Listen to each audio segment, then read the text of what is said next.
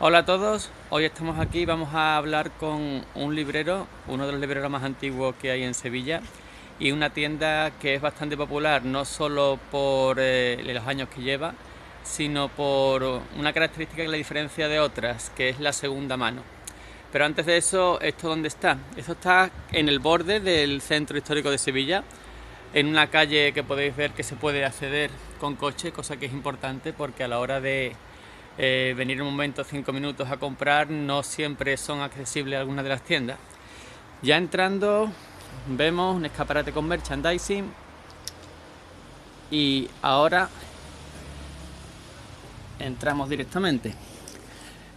Aquí está el librero Agustín. Hola, ¿qué tal? Hola, buenos días, David, ¿qué tal? Pues nada, vamos a hacerte una pequeña entrevista y si no te importa voy a hacer un recorrido por la tienda para que lo vean primero. Adelante. Como os he dicho, aquí es lo que se diferencia de otras tiendas, es la segunda mano, la lista de distribución. De eso entraremos luego, pero se mueve muchísimo, muchísimo material, material de aficionados que por la razón que sea quieren ponerlo a la venta. Y hay una lista de distribución a través de Facebook, de WhatsApp, redes sociales que funcionan muy bien. La tienda es bastante grande, como veis, tiene sección de mangas, sección de europeos, sección de novedades, pero como veis hay muchísima segunda mano de todo.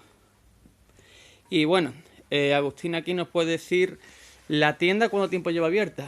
Pues desde 2003, unos 14 años 2003, ya. 14 años. ¿Y cómo te metiste al librero? ¿Cómo se mete alguien al librero?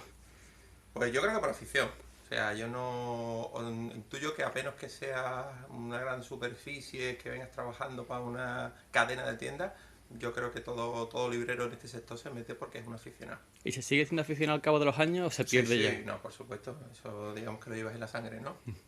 Y bueno, cuesta meterse, cuesta entrar, es muy difícil abrir una tienda porque eso no es algo que nunca siempre se me ha ocurrido. Es complicado empezar un negocio. Sí, es complicado, es complicado. De hecho, yo en la andadura que llevo en Sevilla han abierto y han cerrado más de una docena de tiendas en mi mismo periodo. Yo creo que a veces, evidentemente, no solo te hace falta las ganas o esa visión, sino cierta formación, ya sean económicas o por lo menos un asesoramiento adecuado, ¿no? Yo me metí en muchos palos, o sea, para que la no mataba como quien dice, tuve mis más y mis menos con licencias de apertura, contratos de luz, historias varias. Pero bueno, si vas con ganas, pues y nada te desanimas, poco a poco van saliendo las cosas y las cosas van encajando. ¿Y hay algún momento, en alguna época, en alguna crisis económica que tú hayas dicho esto se va o...? Sí, hombre, ha estado la cosa complicada. Está la cosa complicada. Hombre, yo he tenido varios trabajos, no muchos, que le abría una edad muy temprana. Yo en aquel entonces tenía 25 años. Y después de varios trabajos y de estar estudiando una carrera que era abogacía, que no me gustaba el futuro que pintaba para mí en ese momento, decidí pues con el finiquito de los últimos trabajos que tuve abrir negocio.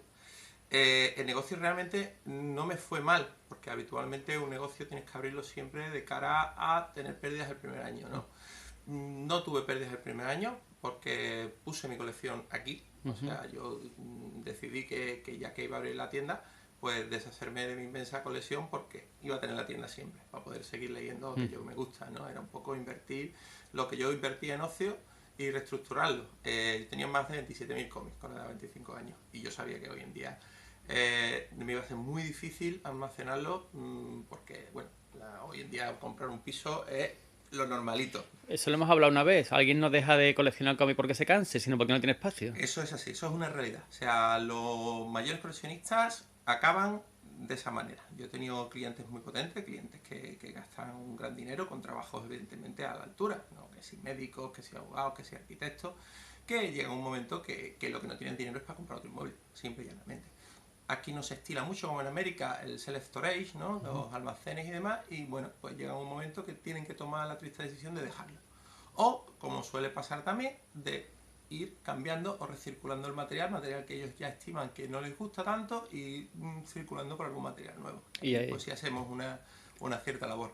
Bueno, y volviendo un poco al principio, ¿cómo has visto cómo es el cambio que ha habido del mercado? Porque hay gente que dice, yo creo que entre ellos, que estamos viviendo una edad de oro de cara al aficionado en cuanto a publicaciones, cómics. Sí, Desde el punto de eso, vista tú lo Eso, consideras. eso es así, David. De todos modos, voy a tomar el hilo un poco hacia atrás, que no hemos dejado el puntillo. Evidentemente, como te voy diciendo, la tienda crece Ajá. perfectamente en los primeros años, gracias a que tenemos un material que estaba descatalogado, que era mi propia colección. Y evidentemente, como a todos, 2007-2008, esta gran crisis nos lleva prácticamente a la bancarrota, a cogernos con pinzas. Afortunadamente, yo siempre había tenido una intención de negocio un poquito más amplia que lo que ya había en Sevilla. Tenía una apertura, un horario completo. Nosotros no cerrábamos ningún día Eso del es año. cierto. Teníamos 10 horas abiertos y tenía ya pensado que iba a tener trabajadores para mí, ¿no? No iba a abrirla simplemente yo como autónomo y punto. Tenía intención de ir creciendo. Entonces, gracias quizás a esas aspiraciones y a que a usted a tener un poco más, a la hora que llegó la crisis, pude recortar.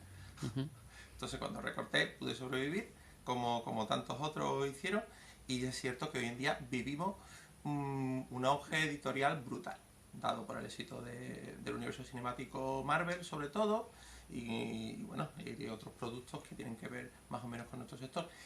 Eso sí, también la competencia se vuelve brutal. Entonces, Las tienes que grandes dar. superficies. Claro, no, ya las grandes superficies, Snacks, Corte Inglés, cuando ven que hay pastel empiezan a meterse, evidentemente ellos tienen unos medios que no tenemos los autónomos, ¿no? Pero bueno, siempre intentamos dar una cosa que nos da las grandes superficies y es dar una opinión formada.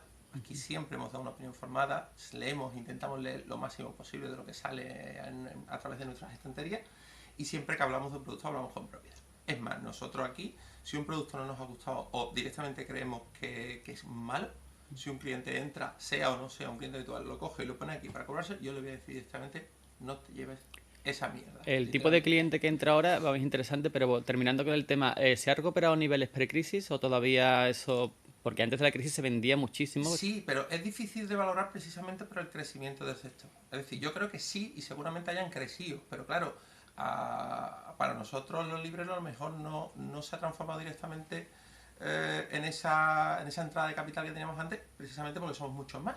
Entonces puede crecer el pastel, Se pero hay reparte. más bocas. Eso es innegable, eso es un hecho. Y el cliente, porque yo era muy reacio a pensar que el cine iba a traer clientes al cómic. ¿De verdad lo ha traído? Ahora has dicho tú que llega gente que no Sí, son sí, o clientes sea, habituales. llega más gente joven. De todas maneras, es muy difícil captar público joven porque la industria del videojuego es nuestro mayor competidor en ese sentido, ¿no? Pero siempre se capta o se recupera. O sea, realmente el cliente potentado que tiene una capacidad económica para permitirse un lujo, bueno, o una afición continuada como es esta, normalmente está hoy en día, o bajo mi punto de vista, entre 30 y 40 años, ¿vale? Los que están por debajo suelen ser intermitentes, algunos acaban llegando al punto de ser, digamos, coleccionistas de por vida, y hay para otros muchos que son simplemente un hobby pasajero y lo cambian por otro. ¿Y existe el cliente casual, el de hay una película de Vengadores, voy a buscar algo? Porque me resulta difícil pensar que alguien tenga probar. Voy a comprar un cómic a ver. ¿Existen? Sí, sí, existen muchos, y a veces vienen con cero información, con cero pretensiones, simplemente a probar, y hay veces que se captan clientes de ese tipo que pueden llegar a ser después clientes de por vida. Bueno, y ahora, siguiendo ya con el tema de la tienda, ¿cómo llegamos a esto? Porque el tema, esto es algo que diferencia la tienda, yo no lo he visto en ningún otro sitio, la cantidad de segunda mano y cómo funciona. ¿Puedes explicarnos cómo funciona la segunda Pues mano? es complicado, es muy complicado. Te digo que esto ha sido un camino largo de ensayo y error hasta llegar al formato actual de cómo mover la segunda mano. Problemas a los que me enfrentaba. Normalmente la percepción del público, que es muy importante en este sector, que lo que prima es fidelizar al cliente que entra por la puerta, para que te siga comprando de manera continua hasta que, como ya hemos dicho, se le acabe el espacio. Eso es una realidad. ¿Qué pasa? Antiguamente se conocía la compra-venta. Te ibas a un mercadillo, te ibas a librerías como Librería Baena, la calle Feria, cambiabas tus cómics o simplemente ibas con cómics y ellos te los compraban. Pero ¿qué pasaba en ese caso? Pues te lo compraban por un ínfimo importe. Que yo lo entiendo, o sea, yo que soy un librero, yo entiendo a la parte de ese librero, porque claro, él tiene que compensar cuando vende algo prácticamente el lote entero, porque si no, pues todo el material que No le sale compra rentable. no sale rentable. Pero claro, eso desde el punto de vista del que vende y compra, no lo acaba de entender, o la mayoría del público no lo entiende. Entonces tiene una percepción negativa de ese negocio, porque piensan que claro, como le han pagado €1 por el cómic y después lo está vendiendo a 7, que ese tío es un usurero. Esto no es así, la economía es mucho más complicada que eso, pero la percepción está ahí y es un hecho. Entonces yo nunca quise entrar en un formato de compra-venta habitual porque entendía que esa percepción negativa yo la había sentido y la iba a sentir cualquier cliente Y te va a habitual, repercutir en la tienda. y va a repercutir evidentemente, sobre todo cuando tenemos una tienda que no deja de vender novedades y de hecho traemos todas y cada una de las Correcto, novedades del mercado. por si no lo he dejado claro, esto es una tienda normal, que traen cada cosa de cada editorial, incluso pequeña, simplemente tiene la otra parte de segunda mano. Exactamente, es una parte, digamos, complementaria. Entonces, ¿qué ensayos y errores hicimos? Intentamos reformular, no hacer una compraventa directa, sino que la gente nos trajera el material, lo cambiábamos por otro material con una serie de, digamos, de tablas de compraventa.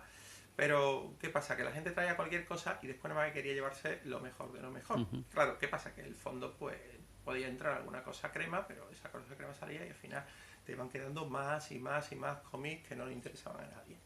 Entonces, eso no funcionaba de esta manera. Entonces, invertir capital también en un producto que no sabes si vas a vender o no, tampoco era un buen negocio en ningún caso. Al final, ¿qué necesitaba? Necesitábamos hoy en día herramientas de informática y programación importantes que a lo mejor hace 10 o 15 años se tenía, y una vez que tienes ya esa base, pues puedes hacer otras cosas, que es lo que hoy en día hacemos. ¿Qué hacemos hoy en día? Hoy en día, por ejemplo, cualquiera me viene, como tú bien sabes, porque eres un usuario habitual, y me trae un producto. Nosotros el producto, normalmente el cliente viene con unas ideas de a cuánto quiere venderlo. Nosotros les recomendamos para que ese producto sea adecuado de tiempo, que no se quede aquí mucho tiempo. Incluso yo te diría que la mayoría del material que entra en segunda mano, alrededor del 70% se vende o se reserva al menos en los primeros 5 minutos. Porque este artículo lo documentamos, lo etiquetamos, cada artículo tiene su ISBN propio, que está asignado a su vez a un cliente. En el momento que este artículo pasa por caja y se cobra, se le emite una alerta al cliente de que tiene ese saldo en cuenta. Y con ese saldo puede gastar en cualquier otra cosa en la tienda. Incluso novedades, no solo. Incluso novedades, incluso aunque no lo tengamos en la tienda, lo tengamos que encargar, pues igualmente tal. ¿Qué pasa? Que eso le da una percepción diferente al cliente. Ya no le da una percepción negativa, sino todo lo contrario, positiva, porque nosotros le estamos ayudando a hacer un trabajo.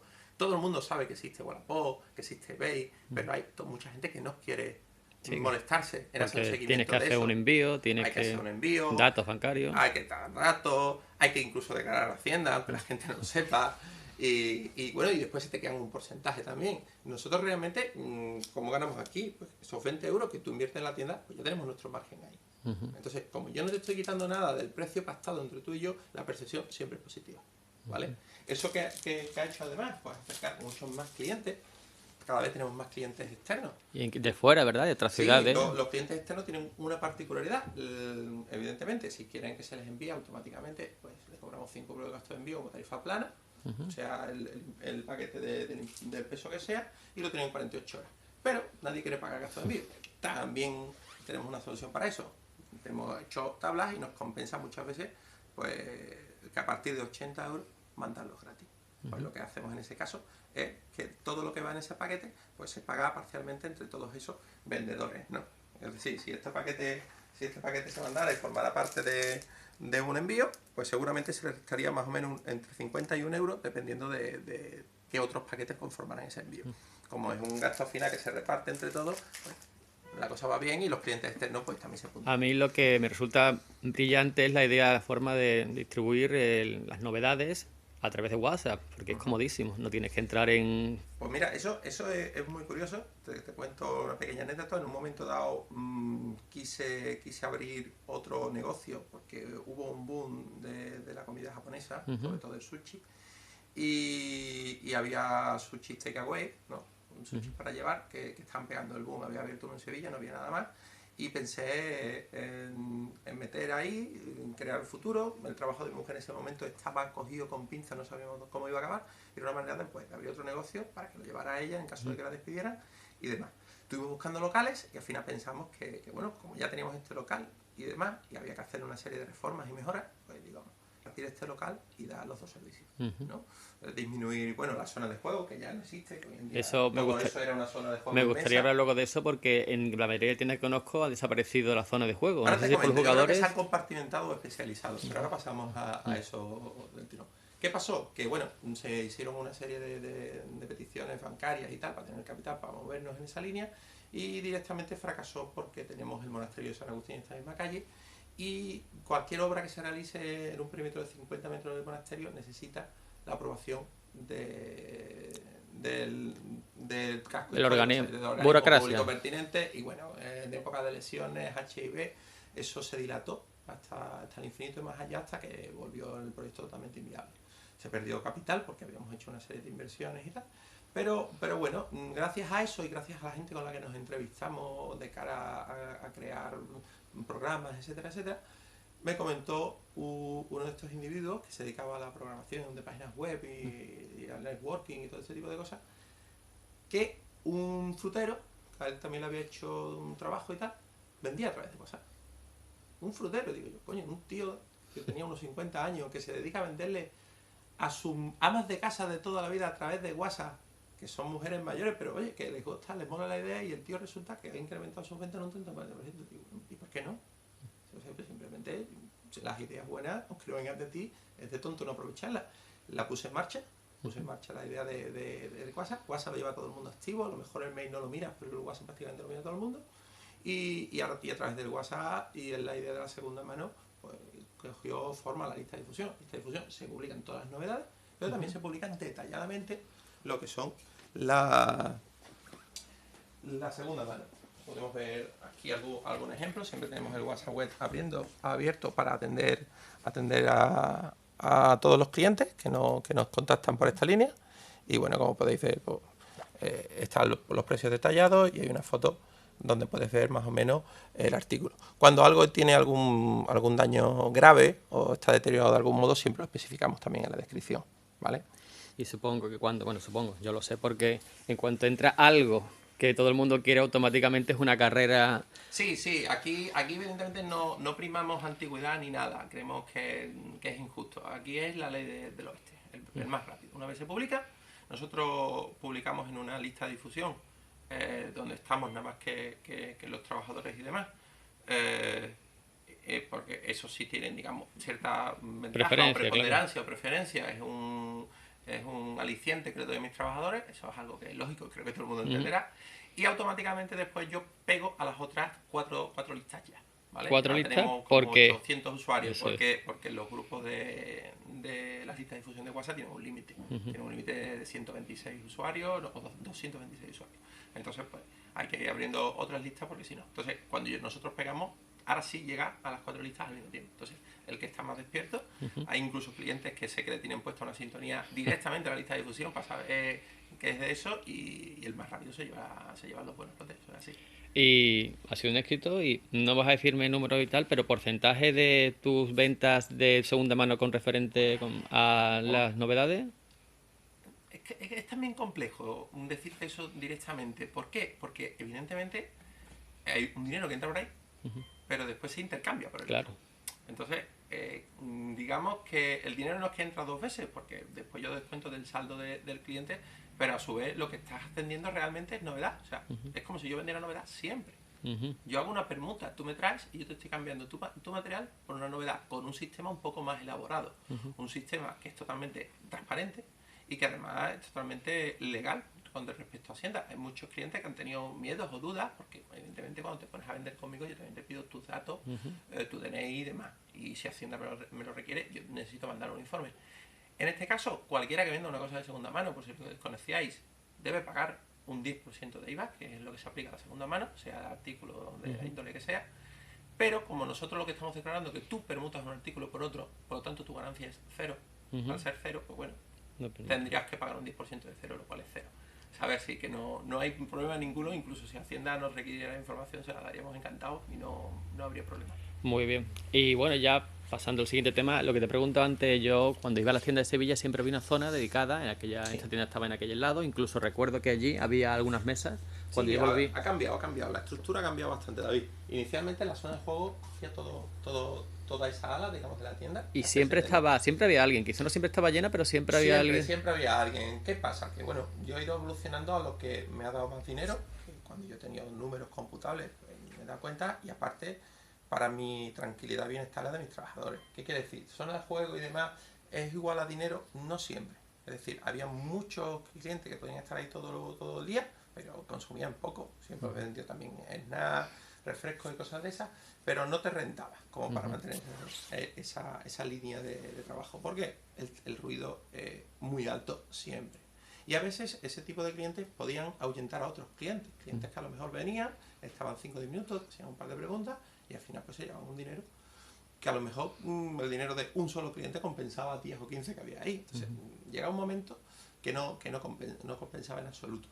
Y pese a que a mí yo soy un jugón, he jugado Magic y me gustaba montar campeonatos y tal, vi que económicamente no era viable ese formato. Pero lo he visto en todas las tiendas. ¿Se han ido a otro sitio o ya se ha desaparecido un No, para poco? nada. Simplemente había una especialización. O sea, dentro de nuestro sector puede haber tiendas que tengan un poco de todo, a saber los tres grandes palos, evidentemente, cómic, merchandising y juego, pero después hay tiendas que se han especializado. Cada vez hay más tiendas muy pequeñas que solo se dedican a merchandising. Incluso tiendas de barrio. Cada vez yo voy paseando y me descubro tiendas de barrio. No se puede decir que sea tiendas de cómic o tiendas entendiéndolo a lo mejor de nuestro nivel, sino mucho más recogidas, pero que venden solo merchandising. Y a su vez hay tiendas que solo venden juegos y algún otro artículo, pero mayoritariamente juegos, y sí siguen teniendo zona Entonces de el juego no está de capa caída, las no, cartas. mucho menos. El juego, gracias a otro, digamos, gran invento, que fue el crowdfunding o el mecenazgo, hoy en día está muy en auge, porque hay una cantidad ingente de novedades. Hoy en día, por ejemplo, en Sevilla, pues tiene a Empire Games, tenías a Evolution Store, que ha cambiado su nombre a Europa Games, y tienes hoy en día que ha abierto hace muy poco Zacatrus. O sea, esas tres tiendas, su producto principal es el juego de mesa y las tres con zona de juego. O sea, es decir, funciona y todavía hay un sector de público para eso, sí, pero a mí realmente me daba más dinero el otro y pujar al mismo nivel en todo no se puede eso. Pero sigue existiendo ese mercado, Sí, sigue existiendo... ahí existiendo y yo diría que ha crecido. No sé si más o menos que el mercado del cómic del que hemos hablado, pero ha crecido también. ¿Y las cartas? ¿El mercado de las cartas sigue...? Sí, o sea, Magic es una cosa que no va a desaparecer nunca y Magic evidentemente tiene un componente de especulación muy grande. Yo también es uno de los motivos porque al final dejé, porque era muy feo la actitud de mucha gente para con ellos y además tampoco entendía muchas veces, la gente venía aquí, vendía sus propias cartas dentro de tu negocio, digamos que de alguna manera se aprovechaba del mercado que tú mismo le estabas ofertando. A ti no te está pagando nada y tú le decías, pues mira, o no puedes vender, o me tienes que dar una parte, o lo que sea. Claro, el tío dice, pero me estás contando, abuelo. Y tú le dices, mira, perdón, chaval, si tú te vas a un velador de cualquier bar, tú te vas con el litrón al mercado. No, tío. De ahí te echa el tío a patada. Porque él está pagando una luz, está pagando unos gastos, está pagando un alquiler. Y tú no puedes ir allí a consumir productos de otros. Si te sientas en su mesa, consume su producto. Pues aquí lo mismo. Eso el chaval joven no lo entiende. Y aparte, que se da una cosa muy curiosa, concretamente en el Magic. Que todo el mundo que entra, ¿qué hace dinero? No es que quiera tener cartas para el juego y de vez en cuando cambiar. No. Todo el mundo quiere cambiar a favor suya. Y eso no tiene sentido. O sea, eso no existe. El trueque de todavía de Dios ha sido equivalente, equitativo. Entonces, si yo a lo mejor como tienda, si quiero obtener un beneficio, lo cual es lógico porque estoy creando el contexto, pues además yo te dejo claramente cuál va a ser mi beneficio. Ni más ni menos, yo te lo dejo aquí. Digo, el valor de las cartas son estos, yo quiero un 20% adicional. Pero es que aquí todo el mundo quería ese 20% o ese 30% o ese 40% sin invertir nada. Sin invertir nada. O sea, eso es absurdo. Es un mercado insostenible y se crea mucha mala sangre, se crean situaciones muy incómodas. Y yo siempre he prohibido las situaciones incómodas. No porque rehuya el conflicto per se, sino que hay conflictos que hay que pelearlos y hay conflictos que no hay que pelearlos. Y prefiero rodearme de buenas vibraciones y no de malmeter en esta era tan dada al haterismo y ese tipo de cosas, ¿no? Bueno, ya entrando en el mundo del cómic, entrando en las editoriales y tal, tenemos la sensación, yo la tengo, he hablado con Alex muchas veces, que Marvel, Panini, ha caído muchísimo lo que son las novedades en grapa por las decisiones editoriales que ha hecho en los últimos años con referente a cambios de género, sexo, protagonista y tal. ¿Eso se refleja en unas ventas o es alguna percepción que tenemos los viejunos? No, vamos a ver, sí. O sea, no es una caída tan patente como parece, ni mucho menos. Evidentemente, a nivel calidad crítica, desde lo que es mi opinión, que no es que sea mejor ni peor que nadie, simplemente creo que es más formada, porque llevamos muchos años leyendo, intento leer de todo, y leemos de todo, no son las dos grandes casas. Se da una cosa muy curiosa. Marvel y DC lo ha hecho antes y Marvel lo ha hecho después. DC se creó el New 52. Tuvo sus aciertos, pero más desaciertos que aciertos. También intentó una renovación que no gustó, sobre todo a la vieja guardia. Y como ya he dicho antes, la nueva guardia entra, pero no siempre entra para quedarse, porque tenemos la industria del videojuego pegando fuerte. Entonces, yo creo que eso evidentemente han sido decisiones que no creo que se hayan sido desacertadas. Había que probar, no sabían si iban a funcionar o no. Ellos tenían que crear productos atractivos para un público más joven. no han podido desbancar de esas otras industrias, ese producto no ha vendido tanto y sí ha hecho que la vieja guardia lo deje. Entonces al final, ¿qué se da? Pues se da que las editoriales, cuando ya tienen un periodo publicando ese tipo de material y tienen datos, pues dan un paso atrás y digo, pues estamos perdiendo los clientes de toda la vida, que al final se está dando cuenta que la balanza y el dinero está ahí, vamos a regular. ¿Qué pasa? Que DC, por ejemplo, lo ha hecho antes que Marvel. DC ya empezó con su renacimiento, ya volvió a llamar a Geoff Johns, empezó con su renacimiento y se está dando unos cómics con un poco más de calidad de lo que está dando Marvel. Y Marvel simplemente lo ha hecho esta vez por detrás, porque el Legacy que nos viene el año que viene es un poco también eso, ¿no? El volver atrás. Pero bueno, yo aún así sí te digo, aunque me lleve de mis detractores, que yo tiendo aquí siempre a recomendar cómics fuera de Marvel y DC. Evidentemente aquí en España siempre ha habido mucho Marvel Zombie, porque es lo que nos llegaba de toda la vida de Dios, y DC siempre ha estado peor editada y con unas tiradas mucho menores en cuanto al número que se publicaba, ¿no? Y entonces evidentemente todo el mundo es más de Marvel. Pero sin ofender a nadie, Marvel DC es un cómic un poco más infantil que otras muchas cosas que el mercado está dando hoy en día. Y explico esto. Esto no es ninguna opinión mía, hay hechos que lo contrastan. Hay pautas que se repiten hasta la saciedad en las dos grandes, las dos mayores. Muerte, resurrecciones. Entonces, la estructura editorial, que por mucho nombre que tenga un autor, hay veces que los editores le cortan y la propia editorial no les deja seguir qué líneas creativas. Eso pues desmerece los argumentos en muchos casos. Los personajes no acaban de morir del todo. Por eso la credibilidad de un universo, que ya de por sí es increíble, porque tenemos poderes y tenemos todo tipo de historias encajadas en todo tipo de género, pero que cuando un héroe no puede morir, pierde la gracia, ¿no? Es como si en un videojuego pues no te pasara nada, te pegara alguien que te pegara, pues vaya rollo, ¿no? Entonces, bueno, siempre hay una vuelta a Marvel, siempre todo el mundo va comprando según qué cosas, pero sí hay una evolución. Normalmente en el cliente hay una evolución. Se llega a cansar de esto, se llega a cansar de que los argumentos se vuelvan cíclicos, se llega a cansar de que sus autores se vayan, se llegan a cansar de muchos maniqueísmos que han hecho en las grandes y siempre van a otros productos que son más de autor. Porque hoy en día hay muchos. Hoy en día es lo que te voy a decir, porque hasta hace 15 años aquí está Marvel DC y claro, algo de europeo. Hoy en día pues, nos llegan de más, de un estudio, de Dark Horse, de otras muchas independientes allí, donde la ventaja que tienen es que los cómics que publican son los personajes autorías de los propios autores. Y los autores no tienen esa percepción como Marvel y DC de quiero hacer una serie eterna. No, quiero hacer una serie que cuente en algo. Entonces ellos cuando empiezan esos proyectos normalmente tienen la idea de cómo va a acabar. Y resultan obras mucho más complejas argumentalmente, con muchas más capas y normalmente mucho mejor redondeadas. Son obras de un autor. Que son las obras que tenemos aquí, por ejemplo, desde Image, desde Yermo, por ejemplo. Las de Image, bueno, Yermo, que viene del mercado europeo. Bueno, el mercado europeo siempre ha trabajado más. Pero bueno, por ejemplo, los cómics que nosotros tendemos más a recomendar últimamente, que vienen a lo mejor del mismo sitio, pero lo publican diferentes editoriales. Pues, no sé, Muerde Uña, Lazarus, Ciencia Oscura... Descender, puede ser. Descender, Profe, Black Hammer... Entonces, muchas veces ves que las editoriales españolas publican de la misma casa americana. Muchos no sabrán por qué. Yo os suelto por aquí unas gotas de conocimiento. Image, Dark Horse y todas esas no negocian el bloque editorial, porque como ya he dicho, los derechos de los personajes no pertenecen a la editorial, pertenecen a los autores. Por lo tanto, no es como Marvel o DC, que cuando lo negocia una editorial española pagan un total por todo, un monto, y publican todo lo que quieren o no. Aquí no, aquí se negocia cada producto por separado. Eso también hace a veces que el producto sea un poco más caro. Y a veces que aleja al cliente que dice, coño, es que aquí voy a invertir 17 euros en 6 grapas cuando allí invierto a lo mejor 12. ¿Qué pasa? Que si una serie es buena, vas a pagar más.